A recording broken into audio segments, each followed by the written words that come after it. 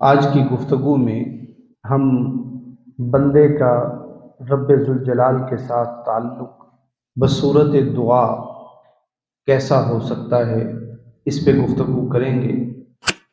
نحمدہ ونصلی ونسلم علی رسولہ النبی الامین المکین الحنین الکریم الرؤوف الرحیم، اما بعد فاعوذ باللہ من الشیطان الرجیم، بسم اللہ الرحمن الرحیم۔ وقال اللہ تبارک و تعالی وَإِذَا سَأَلَكَ عِبَادِي عَنِّي فَإِنِّي قَرِيبٌ أُجِيبُ دَعْوَةَ الدَّاعِ إِذَا دَعَانِ فَلْيَسْتَجِيبُوا لِي وَلْيُؤْمِنُوا بِي لَعَلَّهُمْ يَرْشُدُونَ۔ صدق اللہ العظیم۔ عزیزان من، انسانی زندگی یہ ایک گورکھ دھندا ہے۔ کبھی اس میں خوشیاں ہیں اور کبھی غم ہے، کبھی انسان پر مسرت ہوتا ہے اور کبھی غموں میں ڈوبا ہوتا ہے۔ جب خوشیاں ہوں تو اس کائنات ارضی کی ہر شے گویا انسان کے ساتھ ساتھ چل رہی ہوتی ہے، لیکن اللہ نہ کرے تلک الایام نداولها بین الناس کے تحت اگر انسان کسی مصیبت اور تکلیف میں آ جائے تو کہا جاتا ہے کہ انسان کا اپنا سایہ بھی ساتھ چھوڑ جاتا ہے۔ ایسے وقت میں جب وہ کسی کے ساتھ بات نہ کر سکتا ہو، کسی کو اپنی دکھ بھری داستان نہ سنا سکتا ہو، کسی سے اپنے دل کی بات نہ کہہ سکتا ہو، تو اس کو کوئی سہارا چاہیے ہوتا ہے جہاں پہ وہ اپنے دل کی بات کھل کے کر سکے۔ تو رب ذوالجلال نے کہا کہ اے بندے، جب ساری دنیا کے لوگ تجھ سے منہ موڑ لیں، تو پلٹ کے میری طرف آ، مجھ سے بات کر، مجھے اپنے دکھڑے سنا، میں تیری ہر بات سنوں گا اور تیری زبان سے نکلے ہوئے ہر لفظ کو قبول کروں گا۔ فرمایا کہ وَإِذَا سَأَلَكَ عِبَادِي، کہ جب بھی میرا بندہ اے حبیب مکرم آپ کے پاس آئے، آ کے میری ذات کے بارے میں استفسار کرے، میری ذات کے بارے میں پوچھے، میری ذات کا عرفان لینا چاہے، تو اس کو کہو کہ عنی فإنی قریب، کہ جب بھی وہ سوال کر رہا ہو میری ذات کے بارے میں تو اس کو بتا دیں، بندے پریشان نہ ہو، میں تیرے قریب۔ اجیب دعوت الداعی اذا دعان، اے پیارے حبیب ان کو بتا دیجئے کہ جیسے ہی یہ مجھے پکارتے ہیں میں فوراً ان کی پکار کو سن لیتا ہوں، اور خالی سنتا نہیں ہوں، فَلْيَسْتَجِيبُوا لِي، قبول بھی کر لیتا ہوں۔ تو ہر نیک عمل کے بعد یہ جو دعا کا دستور ہے نا، یہ اسی لیے ہے کہ اللہ رب العزت کے سامنے اپنے اعمال پیش کیے جائیں، اس کے بعد دعا کی جائے، یہ افضل ہو جاتی ہے۔ آقا کریم علیہ الصلوۃ والتسلیم نے فرمایا کہ الدعاء هو العبادہ، کہ آپ نے جو عبادت کی ہے وہ اپنی جگہ پہ عبادت ہے، لیکن اصل عبادت دعا ہے۔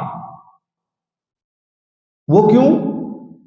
فرمایا کہ الدعاء مخ العبادہ، دعا عبادت کا مغز ہوا کرتی ہے۔ جیسے ساری کی ساری عبادت کا نچوڑ اگر نکالنا ہو اور اس کو چند لفظوں میں اگر اس کو بیان کرنا ہو تو اس کا نام دعا ہے۔ کہ بندے کا اللہ رب العزت کے ساتھ تعلق، بندے کا اللہ رب العزت سے مانگنے کا انداز۔ اچھا، یہ بھی ایک عجیب بات ہے، ہم جب دنیوی حساب سے کسی کے پاس جائیں کسی سے کچھ مانگے، ایک مرتبہ، دو مرتبہ، تین مرتبہ، بالآخر کیا ہوتا ہے؟ انکار ہو جاتا ہے، بندہ ناراض ہو جاتا ہے، یار ایسے تو میں بھی پکڑ لے۔ اللہ کے ہاں دستور مختلف ہے۔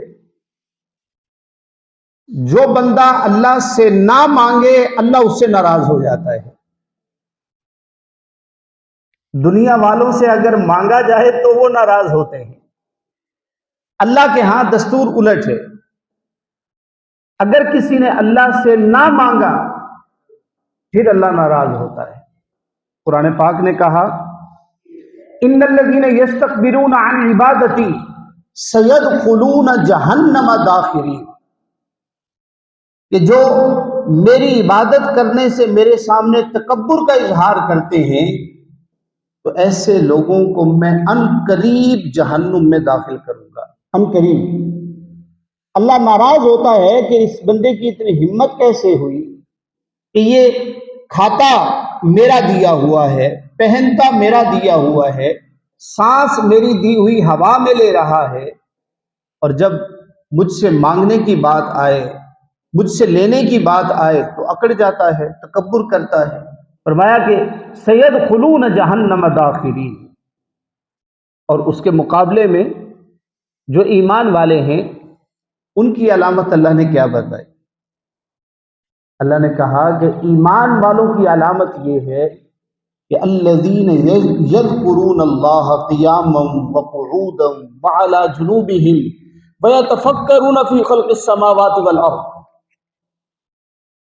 یہ تو تھی ان لوگوں کی بات جنہوں نے اللہ رب العزت کے سامنے تکبر کا اظہار کیا اور اس سے کچھ نہ مانگا، اللہ ان سے ناراض ہوا۔ ایمان والوں کی کیفیت مختلف ہے۔ فرمایا کہ ایمان والے ایسے ہیں کہ الذین یذکرون اللہ قیاما، اگر وہ کھڑے ہیں پھر بھی اللہ اللہ کر رہے ہیں، وقعودا بیٹھے ہوئے ہیں پھر بھی اللہ اللہ کر رہے ہیں، وعلی جنوبہم اگر وہ کروٹوں کے بل لیٹے ہوئے ہیں پھر بھی اللہ کو یاد کر رہے ہیں، وَيَتَفَكَّرُونَ فِي خَلْقِ السَّمَاوَاتِ وَالْأَرْضِ اور وہ ہر وقت زمین و آسمان کی تخلیق میں غور و فکر کرتے رہے۔ یہ ایمان والوں کی علامت ہے۔ تو اللہ رب العزت کو بہت اچھا لگتا ہے کہ بندہ عاجزی کے ساتھ، تذلل اور تذلل کے ساتھ اللہ رب العزت کے سامنے دامن پھیلا کے بیٹھا ہو، اس سے اپنے دکھڑے شیئر کر رہا ہو۔ اللہ کو یہ عمل بہت محبوب ہے۔ دعا کی کچھ اقسام ہیں، سب سے اچھی جو دعا ہے وہ دعائے شکر ہے۔ اللہ کو بڑا پسند ہے کہ جب بندہ اللہ کا شکر ادا کرتا ہے اللہ پھر خوش ہوتا ہے، اور پھر اللہ ان نعمتوں کے اندر اضافہ کر دیتا ہے جو بندے کے پاس پہلے سے موجود ہوتی ہے۔ یہ اللہ کا خاصہ ہے کہ جب مانگا جا رہا ہو، شکر ادا کیا جا رہا ہو تو اللہ خوش ہو کے اس کی نعمتوں میں اضافہ کر دیتا ہے۔ اس کے بعد ایک جو اللہ کو بہت ہی پسند ہے وہ دعائے حاجت ہے۔ انسان کو کسی بھی شے کی ضرورت ہو وہ اللہ کا دروازہ کھٹکھٹائے، وہ اللہ کے دروازے پہ جائے اور اللہ سے اپنی حاجت براری کروائے، اللہ کے سامنے اپنی حاجت رکھے، اللہ کے سامنے اپنی درخواست رکھے اور کہے کہ اے اللہ مجھے اس چیز کی ضرورت ہے، اے اللہ مجھے اس چیز کی حاجت ہے۔ آقا کریم علیہ الصلوۃ والتسلیم نے فرمایا کہ اگر کسی شخص کو کوئی حاجت درپیش ہو اور وہ دعا کرے، 2 رکعت نفل حاجت پڑھے، اس کے بعد اللہ رب العزت کے سامنے دعا کرے اور اللہ کو کہے کہ اے اللہ مجھے میری اس حاجت کو پورا کر دے، تو اللہ رب العزت اس کی حاجت کو پورا کر دیتا ہے۔ اور اس کے بعد ایک دعا ہے جس کو دعائے توبہ کہتے ہیں۔ یہ بڑی افضلیت والی دعا ہوتی ہے کہ جس میں انسان اپنے گناہوں کا اقرار کر کے اللہ رب العزت کے سامنے بیٹھتا ہے اور کہتا ہے مولا پالن ہار تو ہے، لیکن مجھ سے غلطی ہو گئی، یہ گناہ ہو گیا جو مجھ سے نہیں ہونا چاہیے تھا۔ اے رب العالمین، میری اس غلطی کو، میرے اس گناہ کو اپنے فضل و کرم سے معاف کر دے۔ اللہ رب العزت کو یہ ادا اتنی پسند ہے، اتنی پسند ہے جس کا حد و حساب نہیں۔ جب بندہ اللہ کی بارگاہ میں یہ دعا کر رہا ہوتا ہے تو اللہ آسمان والوں کو حکم دیتا ہے کہ آج چراغاں کر دو۔ آسمان والے فرشتے کہتے ہیں اللہ ایسی کون سی بات ہو گئی کہ آسمان پہ چراغاں کرنے کا حکم دیا جا رہا ہے؟ اللہ فرماتا ہے کہ آج میرے بندے نے مجھ سے صلح کر لی، آج میرا بندہ پلٹ کے میرے پاس آ گیا ہے، اس نے اپنی غلطی کو قبول کر لیا ہے، تو آج میں اتنا خوش ہوں کہ آسمان پہ چراغاں کر دو، آسمان کو روشن کر دو۔ ایک مرتبہ آقا کریم علیہ الصلوۃ والتسلیم مسجد نبوی میں تشریف فرما تھے، ایک شخص کو دیکھا وہ بل بلا کے رو رہا ہے، زار و قطار روتا جا رہا ہے، اس کی چیخیں نکل رہی ہیں اور زبان حال سے وہ کہتا جا رہا ہے کہ اے میرے اللہ، ہائے مجھ سے گناہ ہو گیا، اے میرے اللہ، ہائے مجھ سے گناہ ہو گیا۔ اب پتہ نہیں اس کی ہائے میں کتنا درد ہوگا کہ پیارے آقا کریم علیہ الصلوۃ والتسلیم بذات خود اٹھے اس کے پاس چلے گئے۔ اب آقا تسلی دے رہے ہیں کہ بندے پریشان نہ ہو، اللہ سے معافی طلب کر، گناہ بڑا نہیں ہے، اللہ کی رحمت بہت بڑی ہے، اللہ سے مانگو۔ کہا کہ مجھے تو مانگنا ہی نہیں آتا، میں اللہ سے کس طرح مانگوں یا رسول اللہ صلی اللہ علیہ وسلم، مجھے مانگنا ہی نہیں آتا۔ آقا کریم علیہ الصلوۃ والتسلیم نے یہ دعا ان کو سکھائی۔ اب یہ دیکھیے، اللہم ان مغفرتک اوسع من ذنوبی، اے اللہ میرے گناہ جتنے مرضی بڑے ہو جائیں نا، تیری مغفرت پھر بھی میرے گناہوں سے زیادہ ہے، میرے گناہوں سے وسیع ہے تیری مغفرت۔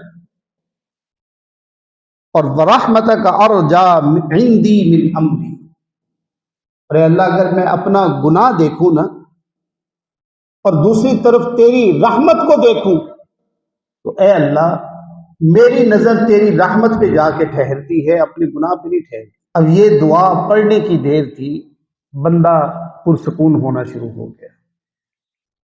آقا کریم علیہ الصلوۃ والتسلیم نے پھر کہا خود کہ اس دعا کو ایک مرتبہ اور پڑھو۔ تو جیسے ہی بندے نے یہ دعا پڑھی تو آقا کریم علیہ الصلوۃ والتسلیم نے فرمایا اب پریشان ہونے کی ضرورت نہیں، تیرے گناہ معاف ہو گئے، تیرے گناہ معاف ہو گئے۔ اب اندازہ کیجئے کہ اب یہ گناہ اور ثواب کا مسئلہ نا، یہ تو ہم ٹھیکیدار بن گئے ہیں نا آج، ہر ایک کے اوپر کہ جس فلاں نے گناہ کر دیا، فلاں نے ثواب کر لیا، فلاں نے یہ کر لیا، فلاں نے یہ کر لیا۔ یہ اللہ اور بندے کا معاملہ ہے، یہ مخلوقات سے کوئی تعلق ہی نہیں ہے، یہ اللہ اور بندے کا معاملہ ہے۔ اب مسجد نبوی کے اندر بیٹھ کے اگر کوئی شخص چیخیں لگا لگا کے رو رہا ہے، جانے اس کا گناہ کتنا بڑا ہوگا۔ اب یہ کوئی عام بات نہیں ہوگی، میں قیاس کر رہا ہوں کہ اگر کوئی بندہ اپنے آپ سے نکل کے رو رو کے مسجد کے اندر بیٹھ کے اگر کوئی دعا کر رہا ہے تو عام بات نہیں ہوگی، لیکن پیارے آقا کریم علیہ الصلوۃ والتسلیم نے 2 مرتبہ دعا پڑھوائی اور فرمایا کہ تیرا گناہ معاف ہو گیا، پریشان نہ ہو۔ اور عام بندوں کے لیے آقا کریم علیہ الصلوۃ والتسلیم نے 5واں کلمہ جس کو سید الاستغفار کہتے ہیں یہ تعلیم کیا کہ جو شخص اس کلمہ کو صبح کو پڑھے اور شام سے پہلے موت آ جائے تو بندہ شہید مرے گا، اور اگر شام کو پڑھے صبح سے پہلے اس کی موت واقع ہو جائے تو بندہ شہادت کی موت مرے گا۔ اب کیا ہے؟ اللہم انت ربی لا الہ الا انت خلقتنی وانا عبدک وانا علی عہدک ووعدک ما استطعت واعوذ بک من شر ما صنعت ابوء لک بنعمتک علی وابوء بذنبی۔ سارا یہ آگے کلمہ کہ اے اللہ تو ہی سب سے بڑا بخشنے والا ہے اور میں سب سے بڑا گناہ گار۔ تو اللہ کو یہ دعا بہت پسند ہے جس میں بندہ اپنے گناہوں کا اقرار کر رہا ہو، اور وہ بخاری شریف کی حدیث تو آپ لوگوں نے بارہا سنی ہے۔ یہ دعا کے وقت اپنا نیک عمل اللہ رب العزت کی بارگاہ میں پیش کرنا، یہ بخاری شریف سے ثابت ہے۔ اب یہاں عمل کی تخصیص نہیں ہے، کوئی بھی نیک عمل اللہ رب العزت کی بارگاہ میں پیش کرنا، یہ بخاری شریف سے ثابت ہے۔ آپ لوگوں نے دیکھا ہوگا کہ بنی اسرائیل کے 3 لوگ تھے، غار میں گئے، تیز بارش ہوئی، پتھر لڑکا اور غار کے دھانے کے اوپر آ گیا۔ اب وہاں وہ تینوں بیٹھ کے آپس میں کہتے ہیں، زور لگایا، غار کا وہ دروازہ نہ کھلا۔ یہ آپ لوگوں نے سنی ہے بہت مرتبہ، میں اشارہ دے رہا ہوں۔ انہوں نے زور لگایا، نہیں کھلا۔ تینوں بیٹھے، اچھا اس طرح کریں، ہم نے سنا ہے کہ اپنا کوئی نیک عمل اللہ کی بارگاہ میں پیش کریں تو اللہ مصیبت کو ٹال دیتا ہے۔ تو ہر ایک نے اپنا عمل وہاں پہ اللہ رب العزت کے سامنے پیش کیا۔ اب سوال یہ پیدا ہوتا ہے کہ کیا انہوں نے اس وقت کے مطابق نمازیں پڑھی؟ کیا انہوں نے سجدے کی؟ اپنے کون سے عمل رکھے؟ ایک نے کہا کہ اے اللہ میرے پاس گناہ کی طاقت تھی، میں نے گناہ کو چھوڑ دیا۔ ایک نے کہا کہ میں نے اپنے والدین کی خدمت کی، اور اسی طرح تیسرے نے اپنا نیک عمل گنوایا۔ ہر ایک کے نیک عمل کی زبان سے نکلتے ہی دروازہ تھوڑا تھوڑا کھلتا چلا گیا۔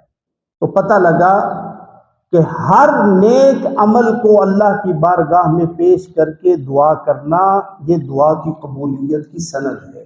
قرآن پاک پڑھا تو فوراً اس کے بعد ہم دعا کرتے ہیں، کیوں؟ کہ یہ قبولیت کا وقت ہے۔ آپ نے کسی کے کار خیر میں آپ نے حصہ ڈالا، اس کے بعد دل ہی دل میں دعا کرتے ہیں، اے اللہ یہ قبول کر لے اور اس کی برکت سے میری فلاں مصیبت کو دور کر دینا، میرا فلاں بوجھ کم کر دینا۔ اپنے اعمال صالحہ کو اللہ رب العزت کی بارگاہ میں پیش کرنا چاہیے۔ اور ہم سے یہ سوال ہوتا ہے اکثر کہ وہ کھانا سامنے رکھ کے آپ دعا کیوں کرتے ہیں؟ تو اس کی اصل یہی ہے کہ یہ عمل صالح ہے، اللہ کو کہتے ہیں کہ اے اللہ یہ ہماری استعداد تھی، یہ توفیق تو نے دی تھی، تیرا دیا ہوا تھا، تیرے دیے ہوئے میں سے خرچ کر رہے ہیں، اے اللہ جو یہ سامنے موجود ہے اس کو قبول کر لے۔ اصل اس کی فقط یہ تھی کہ اپنے نیک عمل کو اللہ کی بارگاہ میں پیش کرنا۔ پھر دعا مانگتے وقت کبھی کوئی ایسی چیز نہ مانگ بیٹھے جو آپ کی برداشت میں نہ ہو۔ ہمارے استاد مکرم فرمایا کرتے تھے کہ کبھی اللہ کو یہ نہ کہیں کہ اللہ مجھے صبر کی توفیق دے، کیونکہ صبر یہ ہمیشہ تکلیف کے بعد ہوتا ہے۔ صبر تکلیف کے بعد ہوتا ہے، تکلیف آئے گی تو صبر کریں گے۔ اس کا مطلب ہے کہ آپ پہلے تکلیف مانگ رہے ہیں اور اس کے اوپر صبر مانگ رہے ہیں۔ حکایات رومی میں یہ ایک روایت آئی، صحابی تھے، ان کی طبیعت بہت زیادہ خراب ہو گئی، کافی دن سے نظر نہیں آئے، تو پیارے آقا کریم علیہ الصلوۃ والتسلیم نے پوچھا کہ بھی کہاں ہے وہ صاحب؟ کہا کہ یا رسول اللہ صلی اللہ علیہ وسلم ان کی جو طبیعت بہت زیادہ خراب ہے۔ تو پیارے آقا کریم علیہ الصلوۃ والتسلیم بذات خود ان کی عیادت کے لیے تشریف لے گئے۔ اب جب انہوں نے دیکھا آقا کریم علیہ الصلوۃ والتسلیم کو تو چہرہ کھل اٹھا۔ اب وہ کیا کہہ رہے ہیں؟ اے میری بیماری، تو میرے لیے مبارک ہے کہ تیری وجہ سے میرے پیارے حبیب میرے گھر میں تشریف لائے۔ اگر تو نہ آتی تو پیارے حبیب مکرم علیہ الصلوۃ والتسلیم کے قدمین مبارک میرے گھر میں نہ آتے۔ تو میرے لیے بہت مبارک ثابت ہوئی ہے۔ آقا کریم علیہ الصلوۃ والتسلیم نے دیکھا تو حالت غیر، جسم نڈھال ہو گیا، صحابی کھڑے ہونے سے قاصر ہے۔ کہا کہ یا رسول اللہ صلی اللہ علیہ وسلم، شکر ہے آپ تشریف لائے ہیں، میں دوبارہ زندہ ہو گیا۔ اس بیماری نے مجھے کہیں کا نہیں چھوڑا، سارے رشتہ دار، اعزا و اقربا، دوست باری باری باری باری مجھے چھوڑ کے چلے گئے ہیں اور میں تنہا رہ گیا ہوں۔ یا رسول اللہ، آپ کے آنے سے میری جان میں جان پڑ گئی۔ اب تھوڑی دیر بیٹھے، آقا نے عیادت فرمائی، ان کو تسلی دی، حوصلہ دیا۔ اب آقا نے کوشچن کیا، آقا نے سوال کیا کہ بتائیے کہ جب حالت صحت میں تھے تم نے اللہ سے کیا مانگا تھا؟ وہ سوچ میں پڑا رہا کہ یا رسول اللہ، میں نے تو ایسا کچھ نہیں کہا۔ اب آقا کریم علیہ الصلوۃ والتسلیم کی برکت سے ان کو سمجھ آ گئی، یاد آ گیا کہ یا رسول اللہ صلی اللہ علیہ وسلم، بالکل میں نے اللہ سے ایک دعا کی تھی۔ کیا دعا کی تھی؟ کہ اے اللہ، تیرا آخرت کا عذاب بہت بڑا ہے، میں وہاں تیرا عذاب برداشت نہیں کر سکوں گا۔ اے اللہ، جو عذاب تو نے مجھے آخرت میں دینا ہے وہ مجھے دنیا میں دے دے،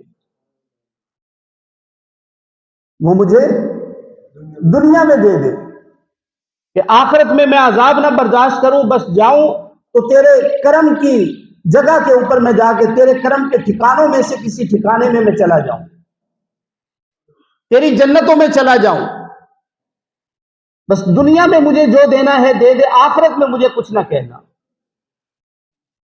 تو آقا کریم علیہ الصلوۃ والتسلیم ناراض ہوئے، کہا کہ خدا کے بندے، انسان تو چیونٹی کی طرح ہے، وہ اتنا بڑا بوجھ دنیا میں کیسے اپنے اوپر لے سکتا ہے؟ تم نے غلط دعا کی ہے، اللہ نے ہمیں یہ نہیں سکھایا۔ کہا کہ یا رسول اللہ صلی اللہ علیہ وسلم، پھر اللہ نے کیا سکھایا ہے؟ تو پیارے حبیب مکرم علیہ الصلوۃ والتسلیم نے پھر یہ دعا بتائی جو ہم اکثر مانگتے ہیں، ربنا آتنا فی الدنیا حسنہ وفی الآخرۃ حسنہ وقنا عذاب النار۔ اے اللہ، ہمیں دنیا کی بھی ساری بھلائیاں عطا کر دے اور آخرت کی بھی ساری بھلائیاں عطا کر دے۔ یہ دعا ہے، یہ سکھایا گیا ہے۔